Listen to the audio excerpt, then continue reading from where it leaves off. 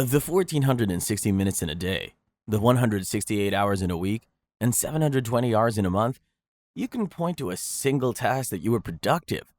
Whoa, that's outrageous. Think about a machine that stops working when you need it the most. No one uses a faulty machine to decorate the house. You dump them straight away. So, what do you do to an unproductive human? Sadly, you do nothing. Because that human is you. You probably have gotten so frustrated at your unproductivity before. I mean, have you ever planned so much yet achieved so little? You ever wanted to complete a task yet you struggled and couldn't finish before the deadline? Oh, you need specifics. Well, almost everyone can relate to wanting to read a book of 200 pages within a month, yet you're on page 42 after 5 months. No, the problem isn't your reading speed. Even if you were reading a page daily, you wouldn't perform so poorly. And the problem isn't the book either. It lies so innocently on your shelf. Yeah, so you're the guilty one. But you can't dump yourself, so what do? Let me go a little further so you don't think this is one of those videos for academia. You could also be that staff who has a sales target to hit within a period of time, yet you never meet up. Yes, you. It's you being talked about. But worry less. We have more answers to your questions than you think. We've got the steroids to skyrocket your productivity level, but let's take you down memory lane a little. Are you a lad or a lass? When you had assignments from school to be done at home, how did you go about it? Your response tells the kind of student you used to be.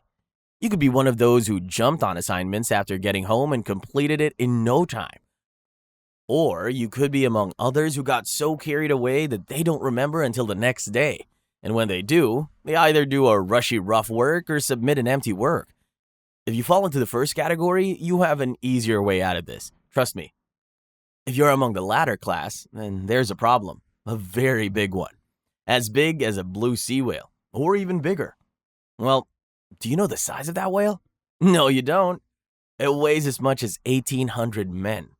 That's how big the problem is. And what's the problem? It's that by unconsciously living that life as a kid, you've taught yourself to get used to not completing tasks. Oh, yes. Just imagine the lesson you learned as a kid. Those early years are your formative years, and you're like a city sewage in those years. You reject nothing. Your mind is so open that you can become anything you get used to. Oh, you remember Tarzan? Maybe some sort of fiction was in there, but he had experiences with animals as a kid, and he literally became one. Yeah, I know it wasn't always your fault.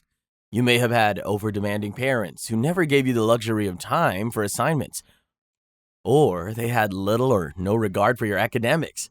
Well, it is what it is. But by living such a life as a kid, you've done so much harm to yourself as an adult. What is life? It's just a series of experiences. Yeah, just an experience, plus another experience, and so on.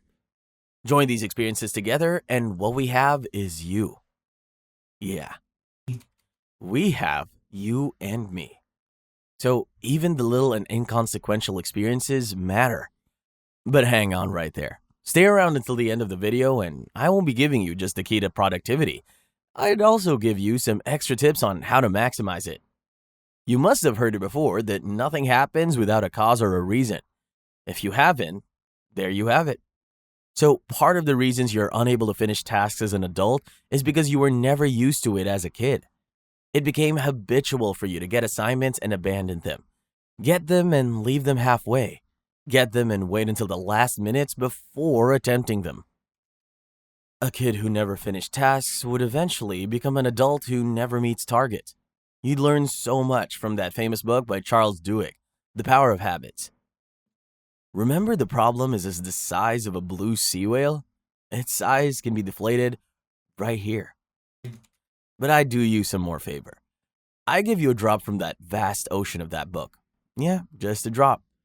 The book teaches that by completing tasks and hitting your goals, you strengthen your willpower and can easily make a habit of them. Hence, while some made it a habit to complete tasks, others made it a habit to abandon them. A large part of why we are unproductive can be traced back to our formative years. If for some reasons you've mastered the wrong habits, there's still a way out of unproductivity. That's why we're here, to always help you out. But if you've never had that experience, then there could be many other reasons behind your unproductivity: laziness, inconsistency, lack of concentration, lack of passion, or even nonchalance. Whatever the reason for your unproductivity is, you've come to your home of solutions, and your narrative is changing right away. But how? Yeah, we'll be revealing that to you shortly. Ensure you go nowhere. The answer is what you don't expect. It's what you do when you try to unlock the face lock on your phone. It's what you do when you try to see an object from afar. It's what when you're watching your team play in the championship finals. It's what you do when you play your most interesting game. It's what you do every day. So you see it's easy. So easy. So easy that you do it every day. But if you do it every day, why are you still unproductive? Well, that's because you do it for the wrong things. You do it for those things that don't matter. And when it comes to what matters, you forget it. And what's that easy thing we can't do for important tasks, but we do for insignificant words? It's focus. Wow. Yeah, that's your key to productivity. You wonder why it's your key? Well, that's because research says that the average office worker is always distracted every 3 minutes. Yes, but that's not all. It can take up to 25 minutes just to regain focus after being distracted. This happens because of a mind-blowing fact you thought was a myth, and it is that your brain can only focus on one thing at a time. That's sad news for you who'd always seen yourself as a multitasker. You multitask only because the brain constantly has to choose what to pay attention to and what to filter out. Focus is the key to your struggles. It's what can end your months of unproductivity and launch you into super productivity. But how do you stay focused? I suggest you read books. Yeah, you should, because the lessons you pick here didn't come out of the blue. They're from books. So how do you focus? You set goals. Not just goals, but specific goals. Streamline them and make them precise enough to ensure you're not multitasking by working on your goals. Now, the inquisitive folks will ask how one can streamline goals. Let's pick a lesson from Brian Tracy's Eat That Frog. Yes, that's a book. So, again, read books. To streamline your goals, you could have a 5-year goal and then break it down year by year. And then you break them down into monthly goals. And then you get to the very bottom.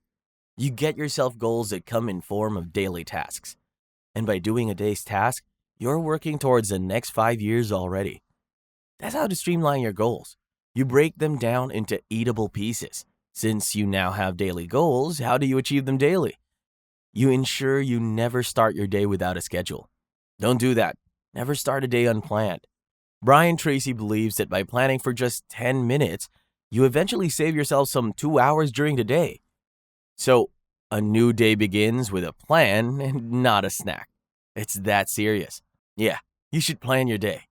By planning every day, you're planning for 5 years as well.